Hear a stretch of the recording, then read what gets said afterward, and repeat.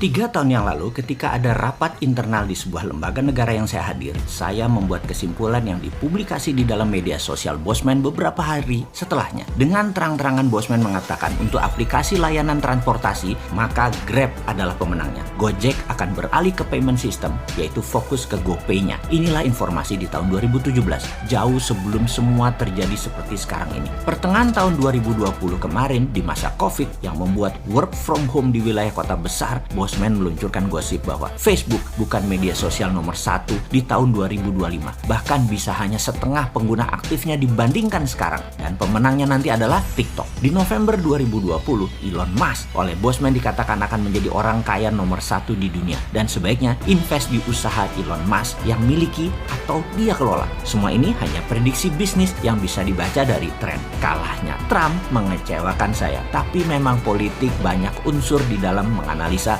bukan hanya popular vote. Singkat cerita, impian saya mencari sekondan dalam perang melawan komunis Tiongkok dan globalis bersama Trump musnah. Trump selesai. Kita fight sendirian. Nggak apa-apa. Seru malahan. Bosman ini untuk perang dengan komunis Tiongkok dalam economic approach strategi yang dipakai Tiongkok soft powernya sudah sangat siap untuk antisipasinya. Juga untuk lawan globalis. Setelah menang baru nanti sikat Amerika. Tetapi sekarang keoknya Amerika tanpa Trump, yowis. Amerika baru sekarang ini. Kita bahas di lain kesempatan. COVID dikatakan Bosman beritanya akan turun di seluruh dunia karena telah berhasil untuk memukul Trump. COVID telah selesai sebagai political tool. Namun tugas COVID sebagai pandemik masih panjang. COVID adalah musuh biologis dan belum bisa teratasi mungkin hingga 4 tahun ke depan. Kecuali bernegaranya seperti Mongolia mungkin ya, atau beberapa negara yang dipimpin cewek seperti New Zealand, Taiwan. Itu semua bagus sekali mengelola COVID-nya. Sekarang kita balik ke geoekonomi dulu. Kita tinggalkan sebentar geopolitik Amerika yang sudah selesai dengan Biden dilantik. Demokrat menang dan bersiap-siap kita perang shadow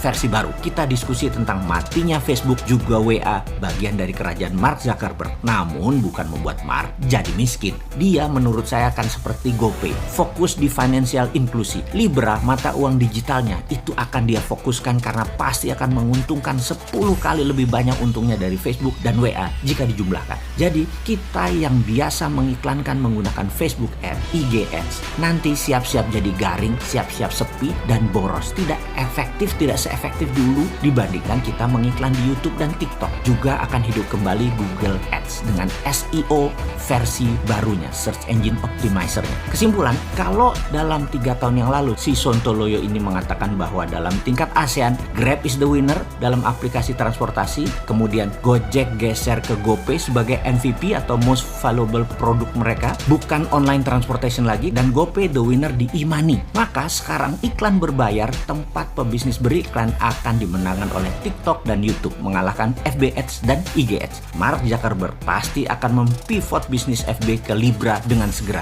digital currency. Nah, disinilah swasta besar yang dalam bahasa Bosman adalah globalis cabal memainkan dunia. Bayangkan, negara itu lebih berdaulat dari korporasi. Namun banyak negara yang dikelola dengan manajemen lemah, tidak berdaulat. Jangankan lawan negara kuat, lawan big giant corporation aja keok. Google bisa lo kendalikan sebuah negara, FB, IG, WA bisa kendalikan sebuah negara. Banyak negara takluk karena rakyatnya sudah tergantung 99% terhadap giant corporation yang menggurita bagaikan kaki oktopus. Jadi kalau dalam Mardigunation kita akan menyarankan pemerintah swasta terbitkan Libra, terbitkan Bitcoin, apa dasarnya? Kemudian e-renminbi dimainkan di Tiongkok tahun lalu, di dalam negerinya menggantikan renminbi lama yang hanya beredar di dalam negeri berbasis proyek. Seperti saran Sontoloyo jauh-jauh hari, kita segera menerbitkan e-rupiah. E-rupiah ala MMT ya. Kemarin mengambil SWF-nya saran Bosman. Terima kasih, tapi tetap pakai bunga, pakai pinjaman, bukan pakai cara MMT. Nggak apa-apa, nice try, selamat mencoba, silakan, monggo. Sekarang e-rupiah ala MMT, ala e-renminbi, bukan ala Bitcoin, bukan ala Libra. Lakukan segera, lembaganya kan sudah ada, SWF tadi. Beredarnya e-rupiah tadi masuk langsung ke kalangan UKM. Bener deh bos, ekonomi kita ini bisa belangsak di tahun 2021 ini, tahun kepekatan. Kalau tahun 2020 saja, tahun inflasi, tahun 2021 ini tidak lebih baik, bahkan lebih buruk karena 3 juta orang akan terpapar COVID. Rumah sakit akan hanya terima yang berat-berat saja. Isolasi mandiri, semakin panjang masa isolasinya. Tadinya 14 hari, sekarang bisa sebulan. Bayangin kalau direksi, pengusaha, UKM, orang yang menggaji orang lain harus isolasi, ekonomi belangsak, pengangguran meningkat. Saat ini di diprediksi 90% warteg di Jabodetabek akan tutup karena tidak bisa bayar sewa dan naiknya harga bahan baku. Dan banyak lagi masalah ekonomi mikro lainnya. Berani nggak terbitkan rupiah melawan IMF, World Bank, dan globalis? Ayolah, mana sih nyali lo?